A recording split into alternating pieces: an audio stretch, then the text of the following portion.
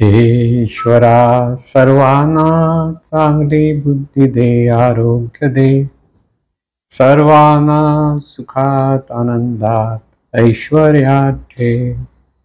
सर्वांचं भलं कर, कल्याण कर, रक्षण कर, आणि तुझे गोड नाम मुखात अखंड राहू दे.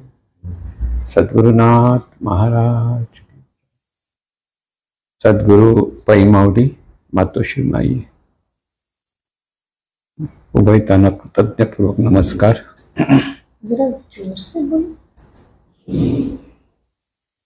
आणि आपण सर्व सद्भक्त सत्श्रोते हो, आपण सर्वांना आदरपूर्वक नमस्कार. आपण जे चिंतन करीत आलेलो आहोत की पारमार्थिक प्रगती साधण्यासाठी जे काही मार्ग आपण चिंतनात घेतले होते, जसे नामस्मरण, सद्गुरु भक्ती, स्वयंस्मरण, आणि आता आपण घेतले ते विश्व प्रार्थना. आणि ही जी विश्व प्रार्थना आहे ती विश्व प्रार्थना साधक जसा म्हणेल त्याप्रमाणे तिचा परिणाम साधकाच्या जीवनात होत असतो. हे शास्त्र समजावून सांगताना विश्व प्रार्थना ही एका बाजूने स्तोत्र आहे, दुसऱ्या बाजून ते शस्त्र आहे, तिसऱ्या बाजून ती अस्त्र आहे. स्तोत्र म्हणजे आपण सहजपणे बोलत असो, तिथे काही लक्ष देत नाही, नेहमीचे ज्या काही अर्थ आपल्याला लागलेले असतात शब्दाचे प्रार्थनेतल्या, त्याप्रमाणे नुसतं भरभर म्हणत राहणं. हे ईश्वरा सर्वांना चांगली बुद्धी दे, आरोग्य दे, सर्वांना सुखात आनंदात ऐश्वर्यात ठेव, सर्वांचं भलं कर, कल्याण कर, रक्षण, आणि तुझे गोड नाम मुखात अखंड. हे भरभर म्हणणं, त्या भरभर म्हणण्याचा काही फायदा एवढा असतो की ते इतर विचार तिकडे येत नाहीत किंवा जास्त लक्ष तिथे प्रार्थनेकडे भरभर म्हणण्यामध्ये असतं. एक स्तोत्र आहे म्हणजे त्याचा चांगला परिणाम मिळतो, वाईट परिणाम नाही, चांगलाच आहे. कारण ह्या प्रार्थनेचा कधीच वाईट परिणाम येऊ शकत नाही.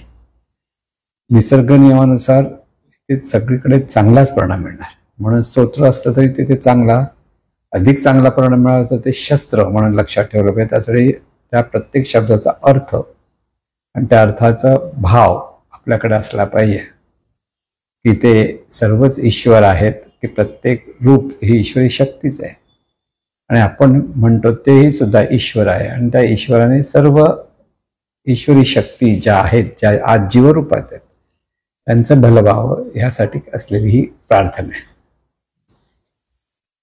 आणि म्हणून शस्त्र म्हणून जेव्हा आपण ही प्रार्थना म्हणतो तिचाही फार सुंदर उपयोग होतो.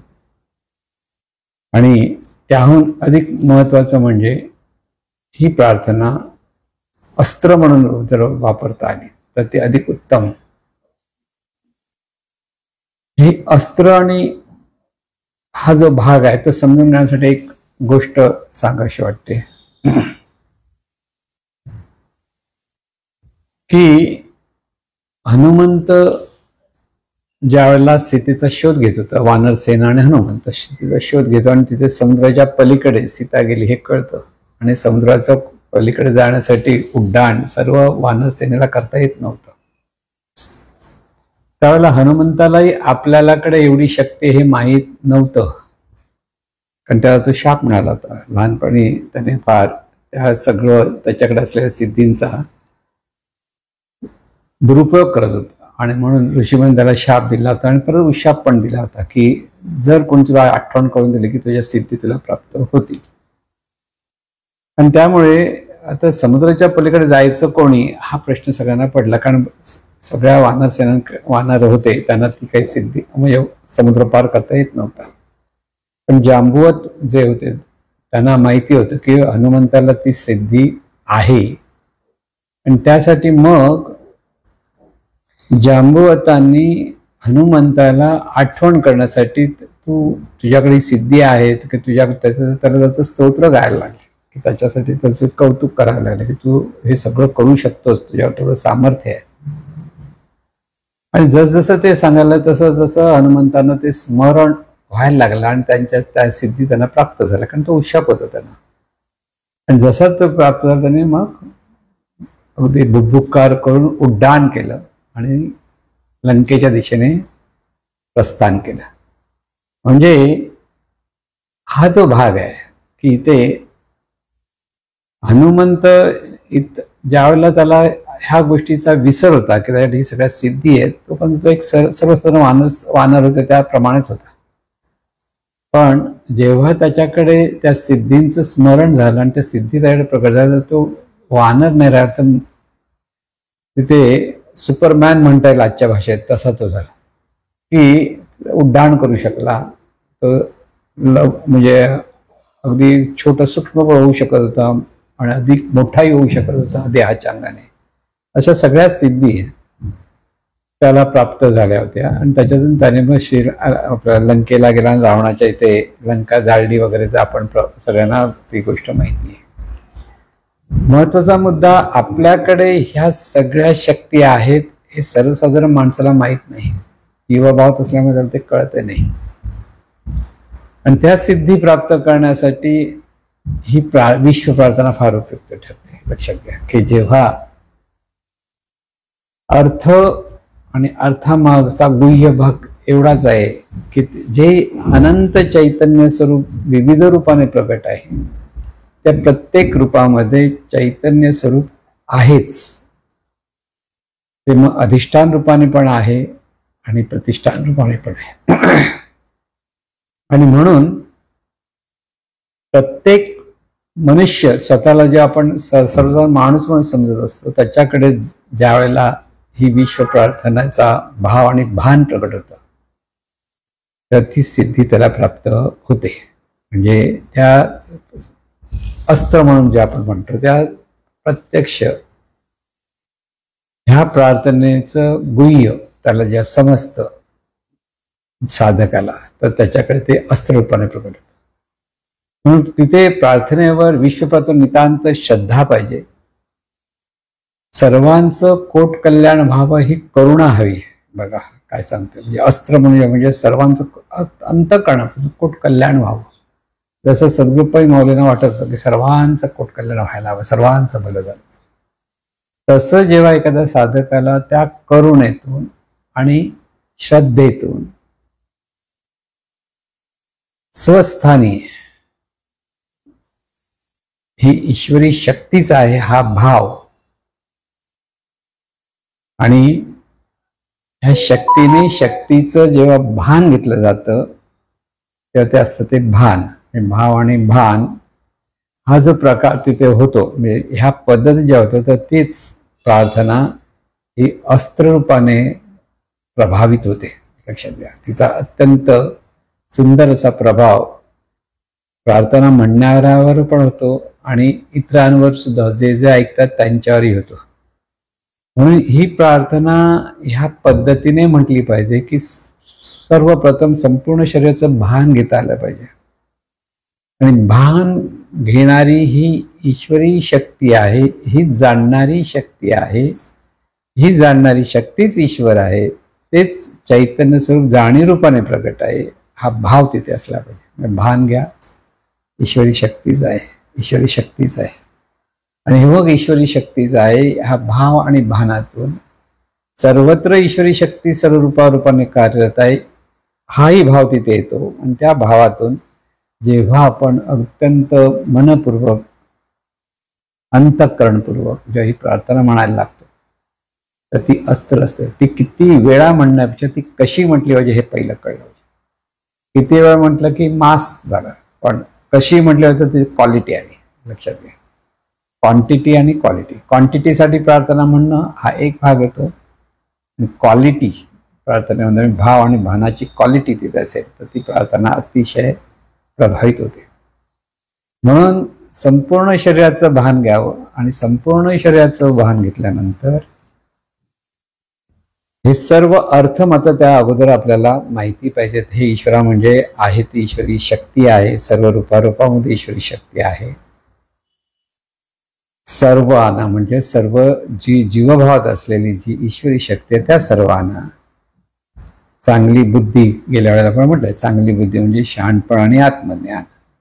लक्षात ठेवायचं, शहाणपण आणि आत्म. आज चांगली बुद्धी का म्हणतो आपण, कारण माणसाकडे दुर्बुद्धी आहे. दुर्बुद्धी कसली, तो ईश्वरत्वापासून दूर राहण्याचा प्रयत्न करतो ती दुर्बुद्धी. म्हणून जिथे शहाणपण आणि आत्मज्ञान अशी आहे ती सद्बुद्धी. पण सर्वांना चांगली बुद्धी दे, आरोग्य दे. गेल्या अर्थ सांगितलं आरोग्य मनाचं आणि तनाचं. आरोग्य पाहिजे. कारण शरीर जर ठणठणीत असेल तर सर्व काही कार्य व्यवस्थित होतं, आपलं मन स्थिर राहतं. आणि म्हणून स्थिर मनासाठी पहिले शरीर पण ठणठणीत असलं पाहिजे, आरोग्यशाली असलं पाहिजे. हा महत्त्वाचा मुद्दा लक्षात. म्हणून सर्वांना चांगली बुद्धी दे, शहाणपण दे, आत्मज्ञान, आरोग्य दे मनाचं आणि तनाचं. सर्वांना सर्व ईश्वरी शक्ती, सुखात शांती सुख, आनंदात मजबूत मन, ऐश्वर्यात सुखसोयी आणि ज्ञानाचा ऐश्वर्य प्राप्त होते. सर्वांचं सर्व जीवांचं भलं कर म्हणजे दिव्यत्वाची जाणीव तिथे प्रकट व्हावी. कल्याण कर म्हणजे देवपण, रक्षण कर म्हणजे शुभ प्रारब्ध आणि शुभ नियतीचं रक्षण कर म्हणजे सर्व संकटापासून आपोआप रक्षण होईल.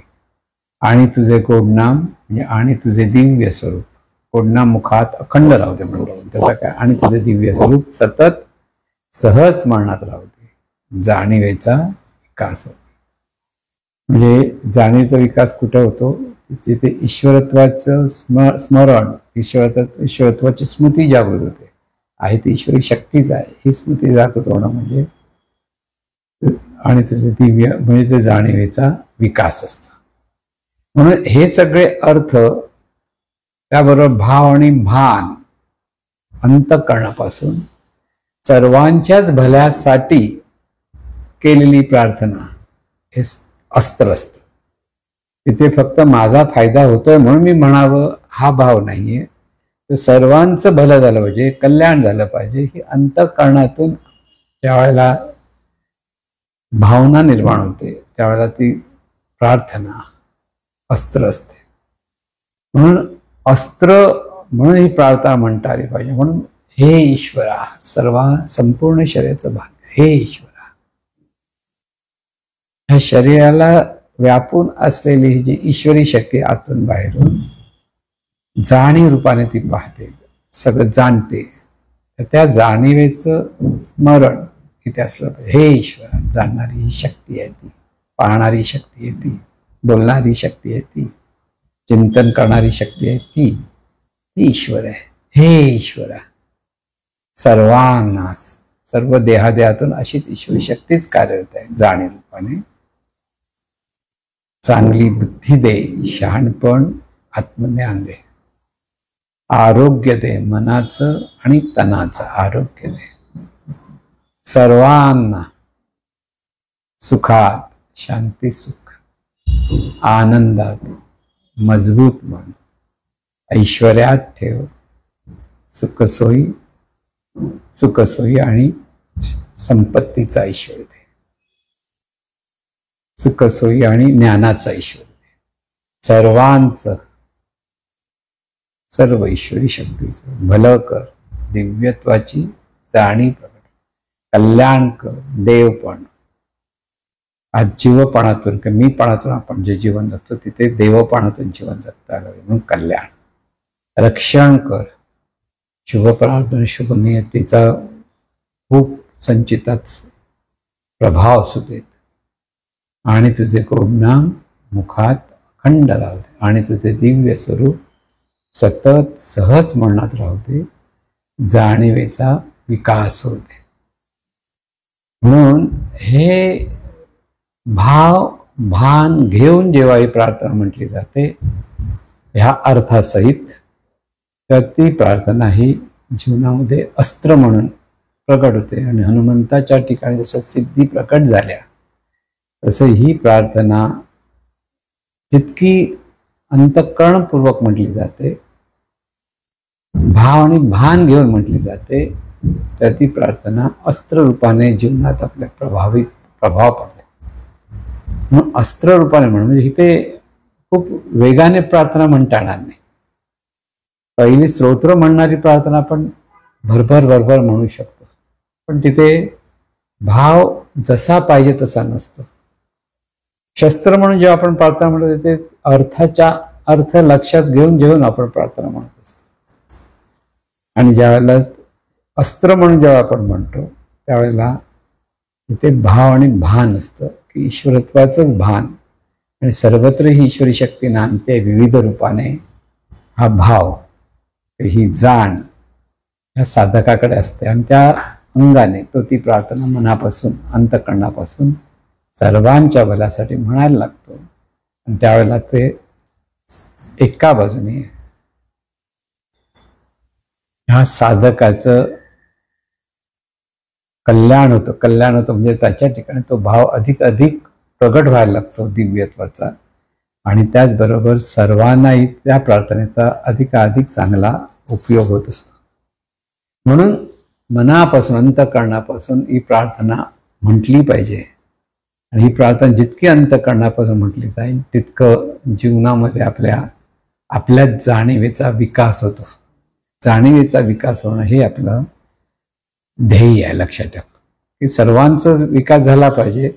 पण तो जेव्हा सर्वांचा विकास व्हावा अशी जेव्हा तीव्र प्रेरणा आपल्याकडे निर्माण होते तर प्रथम आपल्याच ठिकाणी स्वठिकाणीच जाणीवेचा विकास व्हायला लागतो. म्हणून हे ईश्वरा सर्वांना चांगली बुद्धी दे, आरोग्य दे, सर्वांना सुखात आनंदात ऐश्वर्यात ठेव. मनातल्या मनात अर्थ लक्षात आला. सर्वांचं भलं कर, कल्याण कर, रक्षण कर आणि तुझे दिव्य स्वरूप सतत सहज स्मरणात राहू दे. जाणीवेचा विकास होऊ दे. अशी ही प्रार्थना आहे. आणि ही प्रार्थना ह्या पद्धतीने अंतःकरणापासून किंवा दुसरं म्हणायचं तर अगदी बेंबीच्या देठापासून पण म्हटली तरी त्याचा अधिक चांगला परिणाम म्हटलं तर बेंबीच्या देठापासून म्हणजे अगदी आपण म्हणतो एखादा मुलगा किंवा कोणतं भांडतोय ओरडतोय कुठून ओरडतोय बेंबीच्या देठापासून ओरडतोय म्हणतो आपण. म्हणजे का बेंबीचा देठ म्हणजे बेंबीच्या ठिकाणी परावाणीचं केंद्र आहे. लक्षात ठेवायचं. वाणीचा देठ म्हणजे फुलाचा देठ असतो ना आणि तिथे परत फुल ओढतं.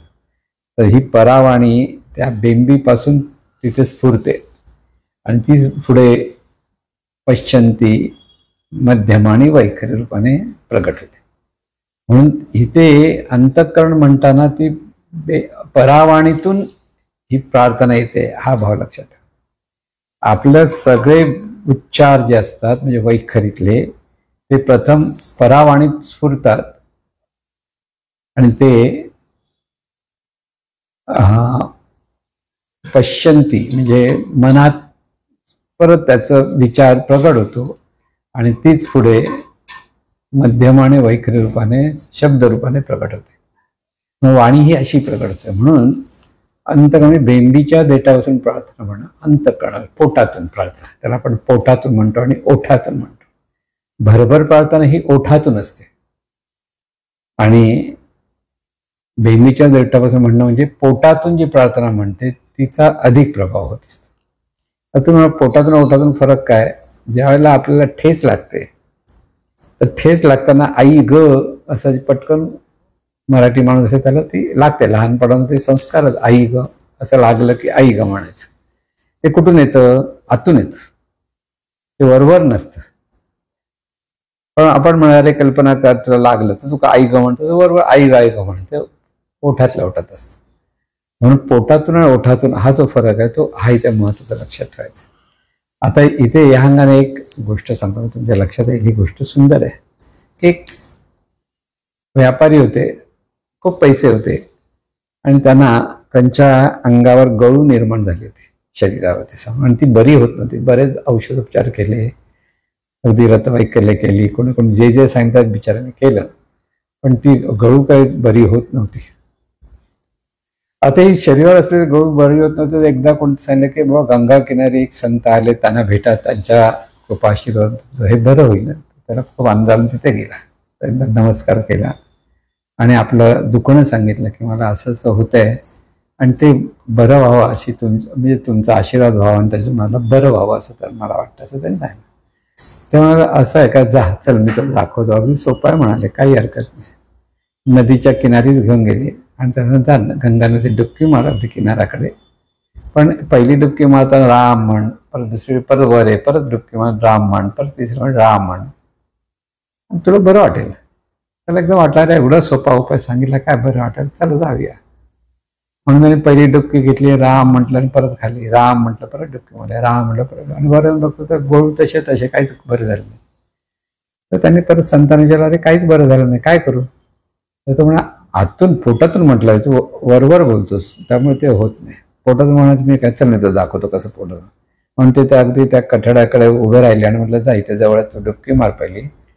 अगदी हाताच्या अंतरावर होता तो. त्यांनी पहिली डुबकी मारली, वर येताना त्यांनी डोक्यावर त्याच्या काठी मारली, त्यांच्या हातातली काठी मारल्यावर त्यांच्या काय मुखातून हे राम म्हणतो परत आतमध्ये गेला. आतून आलं नाही, पोटातून येणं हा जो भाग आहे तो तिथे लक्षात घ्या. हे राम म्हटल्यावर लागल्याबरोबर तो खाली गेला, परत वर आला, परत वर आला तर परत काठीचा फटका बसला, परत हे राम म्हणून खाली गेला, परत वर आला. असं 3-4 वेळा झाल्यानंतर त्याच्या आतून म्हणायचा जो प्रकार त्याच्या लक्षात आला की आपण नुसतं ओठात म्हणतो राम राम राम, आतून आलं म्हणजे प्रार्थना सुद्धा तशी आतून आली, अंतःकरणातून म्हणतो ना आपण. ते म्हणजे पोटातून प्रार्थना म्हणतो, ओठातून म्हणणं म्हणजे वरवरची प्रार्थना, आणि पोटातून म्हणजे खरोखर लोकांच्या भल्यासाठी आतून अंतःकरण आतून आपण प्रार्थना म्हणतो. त्यावेळेला ती सर्वांसाठी उपयुक्त ठरते आणि साधकासाठी स्वतःसाठी सुद्धा ती उपयुक्त ठरत असते. म्हणून ही जी विश्व प्रार्थना आपण म्हणतो, ही विश्व प्रार्थना सद्गुरूंनी जी आपल्याला सांगितलेली आहे तिचा अतिशय उपयुक्त किंवा अतिशय जीवनात चांगला उपयोग होतो. आणि एका बाजून तो व्यवहाराच्या अंगाने उपयोग होतो, प्रपंचाच्या अंगाने उपयोग पडतो, आणि दुसऱ्या बाजूने त्याचं स्मरण, शेवटी स्मरणासाठी आपण प्रार्थना म्हणत असतो की आपल्या ठिकाणी दिव्यत्वाचं स्मरण झालं पाहिजे. म्हणजे दिव्यत्वाच्या स्मरणासाठी म्हणजे हे जे मी अमुक तमुक मी असा तसा जो म्हणणारा जो मी आहे त्याचं रूपांतर आहे ती ईश्वरी शक्तीच आहे या भावात. म्हणजे मी म्हणणारी ईश्वरी शक्ती आहे किंवा चैतन्य शक्ती आहे, हा भाव तिथे जागृत व्हायला पाहिजे. आणि तो जागृत झाला तर आपलं पारमार्थिक जीवनासाठी ते अत्यंत उपयुक्त ठरतं. म्हणून जिथे उठे मीचे स्फुरण ते घडावे विठ्ठल स्मरण. म्हणजे आता जिथे राम म्हटलं की विठ्ठल म्हटलं तर आहे काय, तर ते मी म्हणणारं चैतन्य स्वरूप आहे की ज्याला आपण ईश्वरी शक्ती म्हणतो, तोच विठ्ठल असतो. म्हणून हा जो बोध आहे हो, हा बोध आपल्याला व्यवस्थित समजला पाहिजे साधकाला. आणि त्या बोधातून जेव्हा तो प्रार्थना म्हणायला लागतो तर ते अस्त्र असतं. म्हणून प्रार्थना किती वेळा म्हणावी असा काही लोकांचा प्रश्न असतो. जेवढा वेळ महाराज पूर्वी नाही म्हणायचे, जितका वेळ तुमचा मोकळा असेल त्या मोकळ्या वेळेत तुम्ही प्रार्थना म्हणावी. मोकळा वेळ लक्षात घ्या, कामधाम सोडून प्रार्थना म्हणायला सांगितलेलं नाही. पण आपल्याकडे मोकळा वेळ खूप असतो, आपल्या लक्षात नाही, आपण तो टाइमपास करतो. तर मोकळा वेळ म्हणजे टाइमपास करतो म्हणतो ना आपण, तसं तो टाइमपास कधी होतो तर आपल्याला कळत नाही. म्हणून आपलं कोणतंही काम ज्या आपण करतो ते अगदी प्रामाणिकपणे प्रेमाने, love work bless all you will be blessed by God असं जे सद्गुरू सांगायचे, तर त्या अशाच भावातून त्यावेळेला आपलं ते काम तर करायचंच. पण ज्यावेळेला थोडासा मोकळा वेळ मिळाला की तिथे जरासं आपण बसलो जरासं इकडे तिकडे पाहतो, तर ती प्रार्थना आपल्याला म्हणता आली पाहिजे. मोकळ्या वेळात प्रार्थना म्हणता आली. तर ती किती वेळा म्हणायची ह्याला मर्यादा नाही. पण जेवढ्या वेळा मनापासून जे म्हणाल त्याचा परिणाम मात्र आपल्या जीवनात होणार हे 100% खात्री लक्षात ठेवायचं. तिथे श्रद्धेनेच ही प्रार्थना म्हणता आली पाहिजे. म्हणून भरभर म्हणायची की हळूवार म्हणायची, तिथे अंतःकरणापासून म्हणायची. भरभर म्हटलं तर मग असे मी सांगितलं, भरभर म्हटलं तर वरच्या ओठातल्या ओठात प्रार्थना असते, त्याचा चांगला परिणाम मिळतो. पण खरा चांगला परिणाम मिळवायचा असेल तर क्वालिटी काय, अंतःकरणातून भावपूर्ण प्रार्थना झाली पाहिजे. आणि तिथे लोकांचं भलं झालं पाहिजे हा तिथे सतत विचार असला पाहिजे. म्हणून ह्या प्रार्थनेतून अंतःकरणापासून लोकांचं भलं व्हावं हीच प्रेरणा लक्षात ठेवा.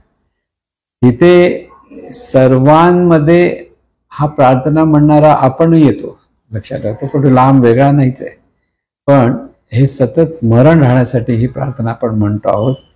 ह्याचं हा हेतू आपल्याकडे सतत स्मरणात राहिला पाहिजे की इथे ही मी पण बाजूला गेलं पाहिजे.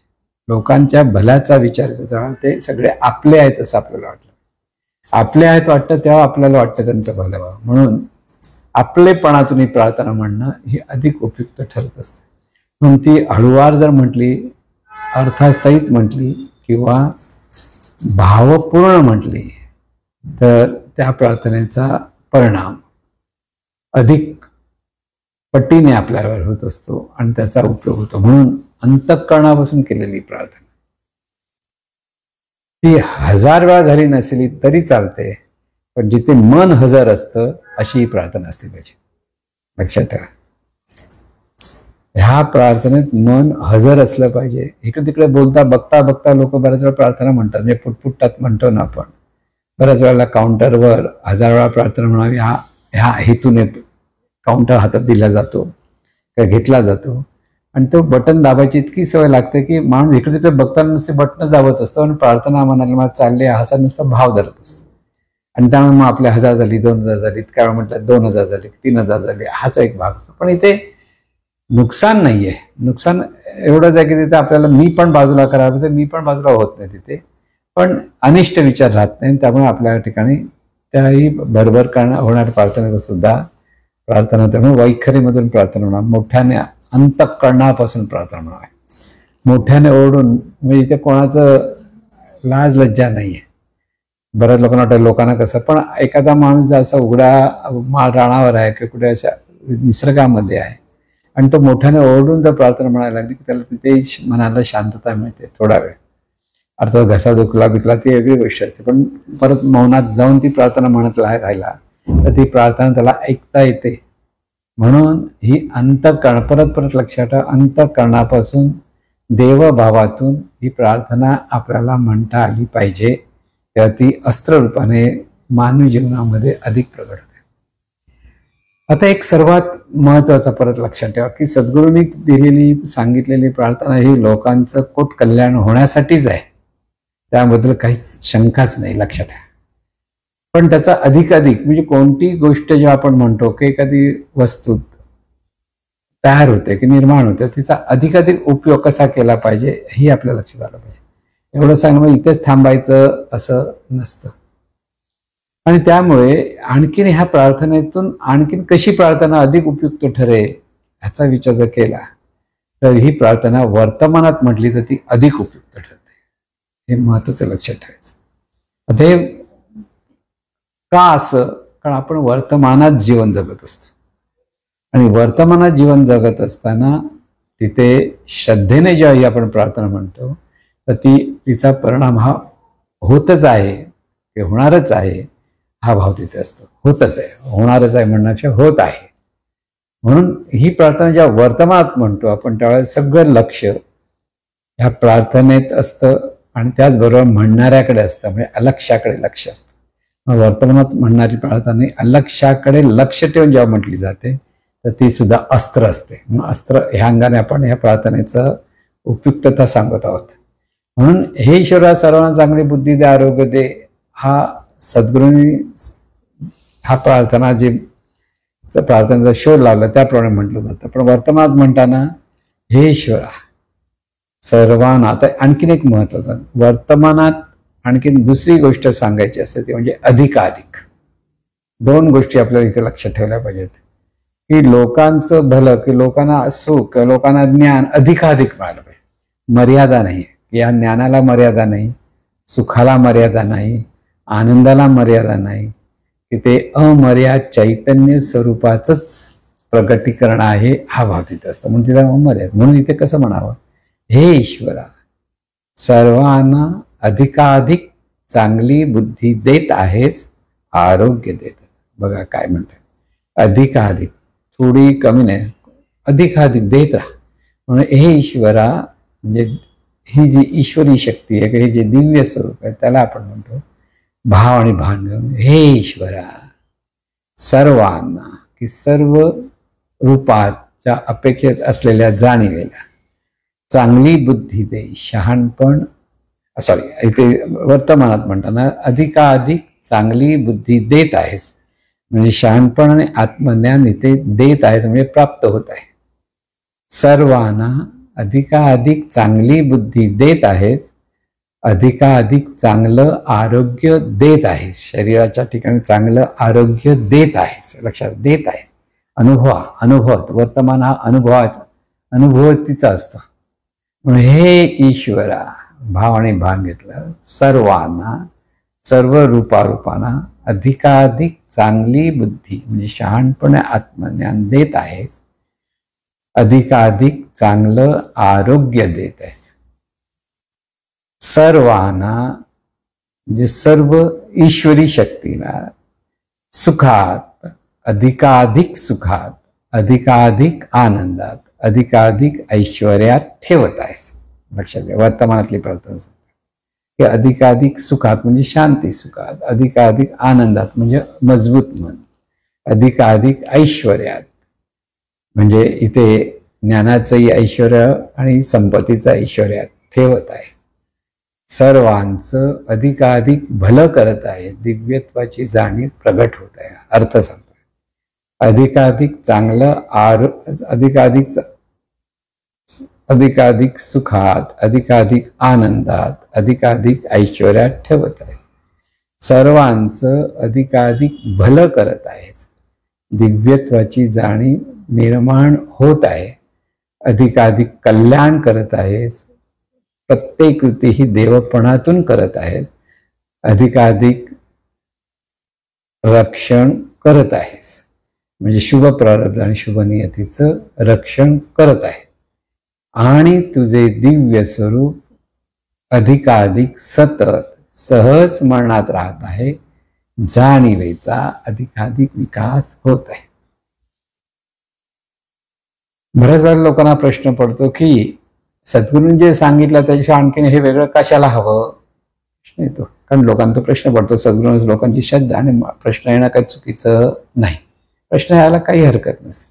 पण त्याचं उत्तर महत्वाचं आहे की याचा जर चांगला परिणाम, आता सद्गुरूंनी तेवढं सांगितलं, त्याच्या पुढे त्याचा अधिकाधिक परिणाम आपल्याला हवा असेल तर त्या ठिकाणी हा अधिकाधिक हा भाव तिथे अधिकाधिक असला पाहिजे. लक्षात ठेवा, ज्याला हा परिणाम, इथे शंका घेण्यापेक्षा तो प्रयत्न करून पहा.